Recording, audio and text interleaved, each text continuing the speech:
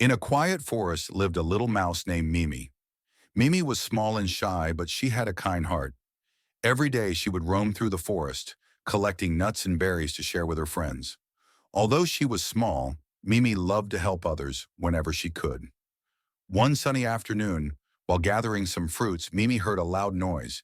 It was a big, fierce lion walking through the forest. All the other animals quickly hid, afraid of the lion's roar. But Mimi, being curious and brave, decided to approach him. "Hello, mighty lion," said Mimi, her tiny voice shaking a little. "Why are you so sad?" The lion looked down at Mimi, his face softening. "I am sad because my paw is stuck in a trap. I can't move, and I'm hungry," he said softly. Mimi thought for a moment and then said, "Don't worry, I'll help you." Using her sharp little teeth, Mimi worked hard to chew the ropes that held the lion's paw. It took time, but eventually the ropes broke. The lion's paw was free. "Thank you, little mouse," roared the lion, now happy and free.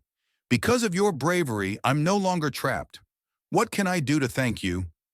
Mimi smiled and said, "Just remember that even the smallest creatures can help in big ways, and you can share your strength with others who are in need too."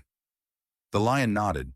From that day on, he became a protector of the forest, helping all the animals who needed him. The moral of the story is, even the smallest can do great things with kindness and courage.